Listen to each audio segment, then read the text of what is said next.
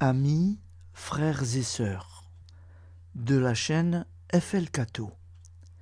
Alors écoutez-moi bien mes amis, j'ouvre une petite parenthèse sur l'évangile du jour.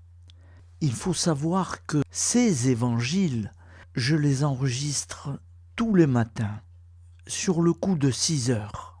Et vous devez savoir que j'ai beaucoup de difficultés à les enregistrer.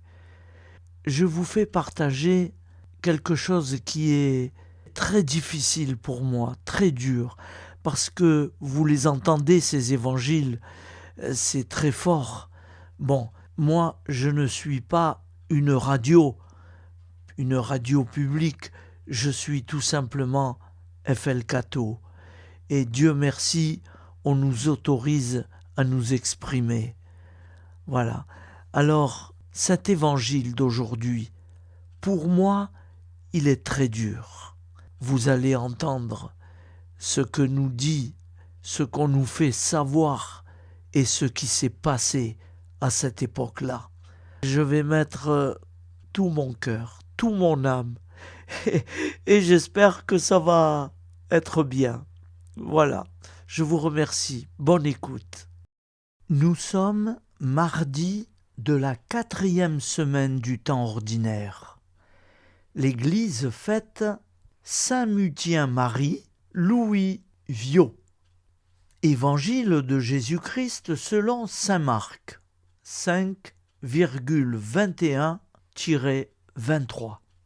En ce temps-là, Jésus regagna en barque l'autre rive, et une grande foule s'assembla autour de lui. Il était au bord de la mer.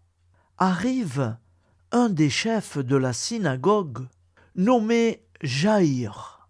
Voyant Jésus, il tombe à ses pieds et le supplie instamment.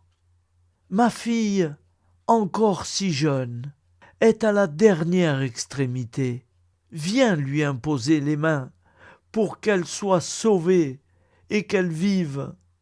Jésus partit avec lui, et la foule qui le suivait était si nombreuse qu'elle l'écrasait.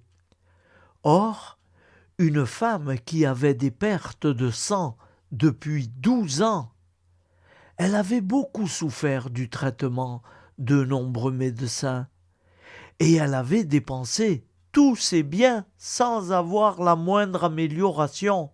Au contraire, son état était plutôt empiré. Cette femme, donc, ayant appris ce qu'on disait de Jésus, vint par derrière dans la foule et toucha son vêtement. Elle se disait, en effet, si je parviens à toucher seulement son vêtement, je serai sauvée.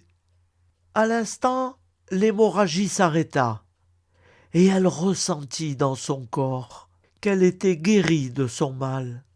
Aussitôt, Jésus se rendit compte qu'une force était sortie de lui.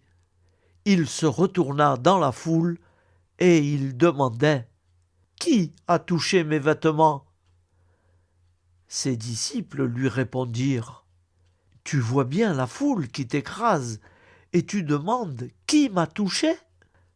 Mais lui regardait autour pour voir celle qui avait fait cela. Alors la femme, saisie de crainte et toute tremblante, sachant ce qui lui était arrivé, vint se jeter à ses pieds et lui dit toute la vérité. Jésus lui dit alors, « Ma fille, ta foi t'a sauvée. Va en paix et sois guérie de ton mal. » Comme il parlait encore, des gens arrivent de la maison de Jaïr, le chef de synagogue, pour dire à celui-ci « Ta fille vient de mourir. À quoi bon déranger encore le maître ?» Jésus, surprenant ces mots du chef de synagogue, « Ne crains pas, crois seulement. » Il ne laissa personne l'accompagner, sauf Pierre, Jacques et Jean, le frère de Jacques. Ils arrivent à la maison du chef de synagogue. Jésus voit l'agitation et des gens qui pleurent et poussent de grands cris. Il entre et leur dit : « Pourquoi cette agitation et ces pleurs ? L'enfant n'est pas morte, elle dort. » Mais on se moquait de lui. Alors il met tout le monde dehors, prend avec lui le père et la mère de l'enfant et ceux qui étaient avec lui. Puis il pénètre là où reposait l'enfant. Il saisit la main de l'enfant et lui dit : « Talitha koum », ce qui signifie : « Jeune fille, je te le dis, lève-toi. » Aussitôt la jeune fille se leva et se mit à marcher.